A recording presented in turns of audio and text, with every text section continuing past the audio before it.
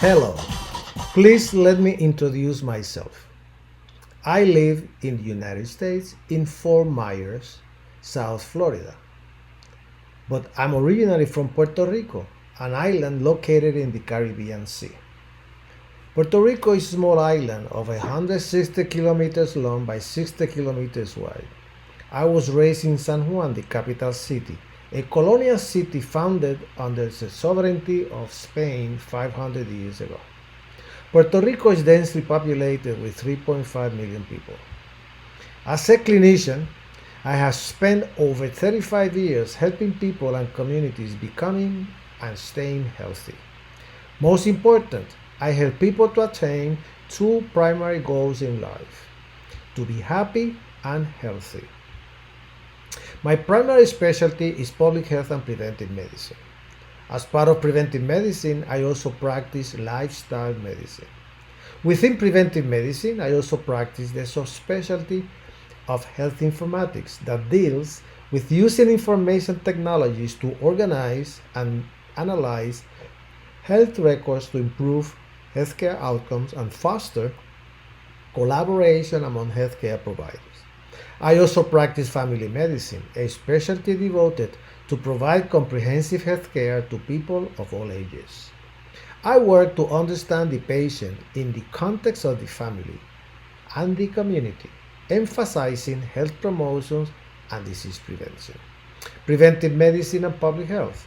It is a specialty that focuses on the health of individuals and the communities to promote health and well-being and prevent disease, disability, and death. It includes biostatistics, epidemiology, planning and evaluation of health services, management of healthcare organizations, and research. It applies knowledge and skills in medicine and social, economic, and behavioral sciences to improve health and quality of life. Lifestyle medicine. The use of lifestyle interventions in the treatment and management of disease. The application of medical, behavioral, motivational, and environmental principles to the management of lifestyle-related health problems.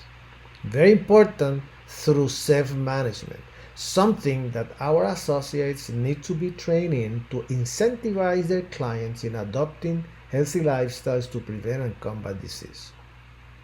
My non-traditional medical practices. I was one of 26 physicians that introduced acupuncture in Puerto Rico back in 1985. I'm also certified in yoga instruction and developed a 12-week programs to manage chronic pain based on the recent recommendations by the American College of Physicians and the American Pain Society for the treatment of acute, subacute, and chronic pain, and on research at the Boston Medical Center. I have a series of PowerPoint presentations to help individuals contextualize acupuncture. I use the most recent research in Western medicine to complement traditional Chinese knowledge and practice. Very, very important. It is the training that I can provide in breath, body, mind. These are techniques for the management of anxiety and stress. This is a program developed by two prominent psychiatrists from New York with whom I work. The program is being used around the world with populations affected by extreme life circumstances like terrorism, massacres, natural disasters, and the war. The Breath Body Mind program by itself could be delivered to your associates in short seminars for their personal improvement. They will benefit greatly and appreciate that as a company you are helping them to achieve healthier mental status. Most of my teaching experience comes from formal academic appointments in several schools of medicine and master in public health programs. My focus has always been educating on how lifestyles define our health status. I want to highlight the work that I'm doing in Mexico and Puerto Rico, training clinicians in incorporating lifestyle medicine in the practices. In Mexico, I am part of a program for rejuvenation using bioregulators. I would like to know all the products in your company so we can incorporate this in our program. I work with the Pan American Collaborative for Development of Emergency Medicine that has literally thousands of affiliates in Mexico and other countries in Latin America. The same could happen in Puerto Rico as I work through a network of clinical leaders interested in innovative approaches to help improve the life of their patients. Now, let's talk about what we have learned from research. In coaching and presenting conferences on preventive medicine and lifestyle medicine, I start explaining to the audience that lifestyles makes the difference. 38,000 men and 73,000 women were followed for many years, and those who adopted 5 health habits at age 50 lived between 12 and 14 years longer than those who did not. And what were these life factors?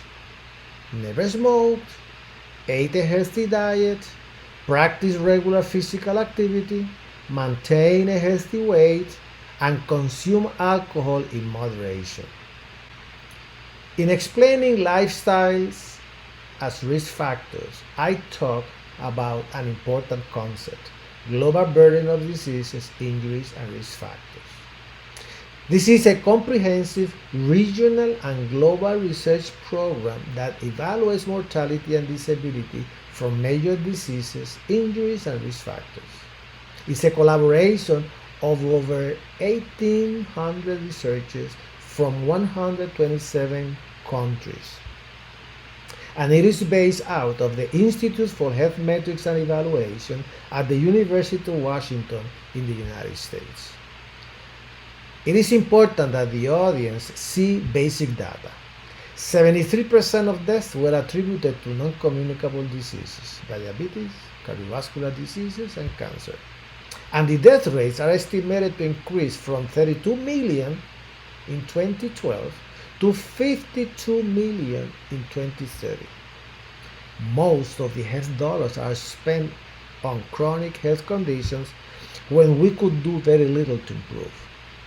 Just an important example is cardiovascular risk factors, accounting for 80% of the risk for heart attacks. This is in a 52-country study. These risk factors affect multiple organs and systems collaboratively.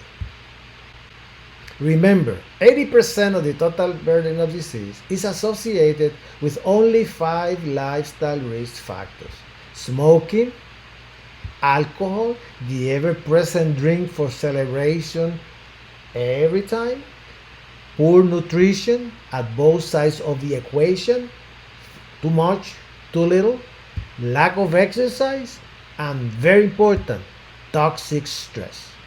So the next step is to talk about how to manage these 5 risk factors. Smoking, eliminate. Alcohol, drink in moderation, up to 1 drink in a day for women, up to 2 drinks in a day for men. Inadequate diet, adopt a whole food, plant-based diet. Very important, when we talk about diet, we need to talk briefly about the China study, the most comprehensive study of nutrition ever conducted, and the significant implications of diet for weight loss and long-term health. It was a 20-year project between Cornell University, Oxford University, and the Chinese Academy of Preventive Medicine. The study surveyed the eating habits of 1,600 adults from all over China and Taiwan, and found a direct correlation between diet and disease. Lack of exercise, whether you do calisthenics, walking or jogging or weightlifting, do exercise. Personally, I dance. Oppan Gangnam Style. Gangnam Style. Oppan Gangnam Style. I dance, and I am an instructor for ballroom and Latin rhythms. For stress, we have 2 programs: Breath, Body, Mind, and working with yoga and Qigong. Let's briefly talk about the Breath, Body, Mind program, because in Asia, using the breath for health is the norm. The brain listens to the lung means that when stress hits the body responds with physical reactions, emotions, thoughts, judgments, behaviors. Now, through breathing, the lungs by itself send messages to the brain. The brain listens to the lung. But how do I teach these ancient practices? I talk about voluntary regulated practices as it has been researched as most effective. In yoga, we talk about pranayama, the extension of life force, the conscious awareness of breath, life force that energizes.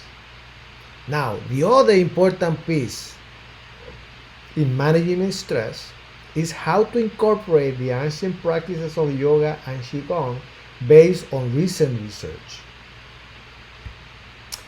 Practices in ancient cultural traditions that just recently we have started to understand how they operate in the neurophysiology of our bodies.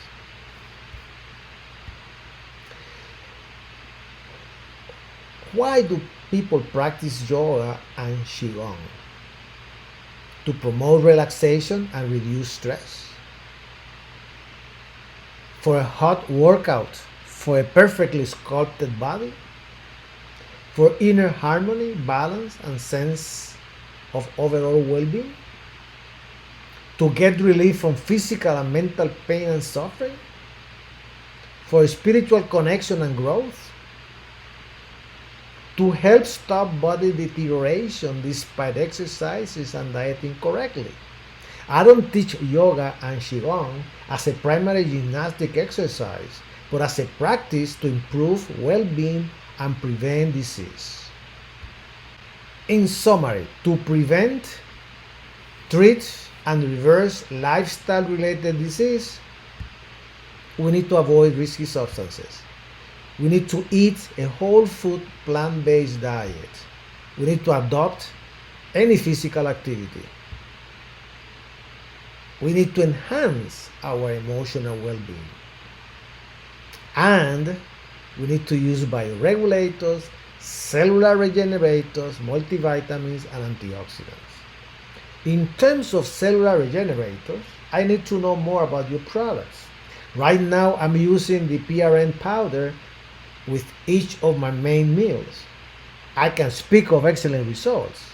On the other hand, I would recommend something simple but useful. Include, in addition to the measuring cup, a small cup for single dose to carry when going out to restaurants. Some words on a concept on which we must devote some time: pain and pain management. Questions that I'm asked all the time: is my pain in my head? Am I making it up? And my answer: pain can change the brain processes from the normal pain circuitry to complex neuropsycho-emotional pathways. And you can actually reduce chronic pain by changing your psychological and emotional response to it. And I explain the most recent theories on how pain works to disrupt our life. Pain is incredibly common, particularly back pain. But not all the people respond in the same way. Two people might complain of the same level of pain, but their response to that pain can be very different. The difference in response is due in part to different people's psychological attitudes and outlooks. This is why when I deal with pain, I work with the whole person and his or her living circumstances. Here we are with our core beliefs, working within ourselves, working with others in terms of future. And behaviors affect feelings, and feelings, thoughts, and behaviors. And the feedback goes the other way around, from behaviors to thoughts to feelings back to behaviors. We need to teach our associates what is the cumulative injury cycle and the central sensitization mechanism that has been recently recognized as an underlying mechanism for chronic pain. It is considered to be the amplification of neural signals within the central nervous system that produces pain hypersensitivity. But this pain can be managed with medication and physical therapy. This pain is different from the normal pain that arises in response to pressure, to temperature, that injures tissues, or pain caused by inflammation. Now, when the pain is modulated through the neuropsychoaffective pathways, then central sensitization occurs, a dysfunction of the neurophysiological processes of the central nervous system.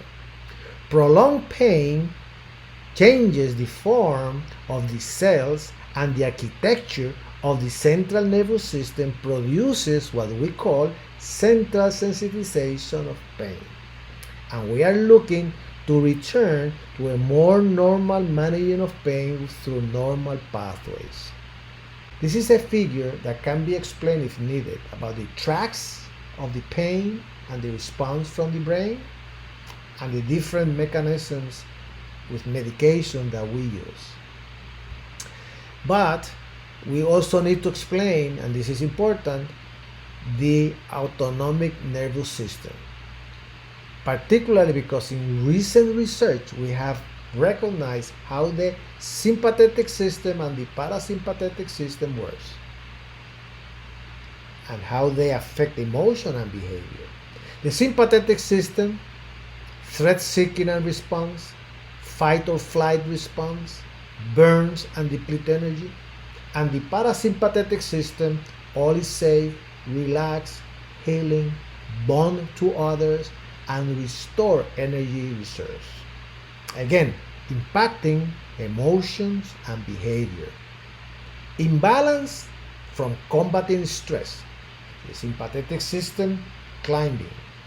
And we only have medications to tame down the sympathetic system when we are hyperactive or depress it when we are maniac. To restore the balance, we use coherent breathing. This is another diagram that we can explain in more detail about the brain connections impacting the different organs and how slow respiratory rates, feedback, the limbic system, the thalamus, the prefrontal cortex, to equalize the functions of the brain, the lungs, the immunologic system. Again, the brain listens to the lung. And how do I teach breathing? Through coherent breathing. Gentle breathing at 3 to 6 breaths per minute. It is not 4, it's not 10, it is not 12. It is 3 to 6 breaths per minute. That induces a calm and alerted mental state that optimizes heart rate variability by activating the vagus nerve.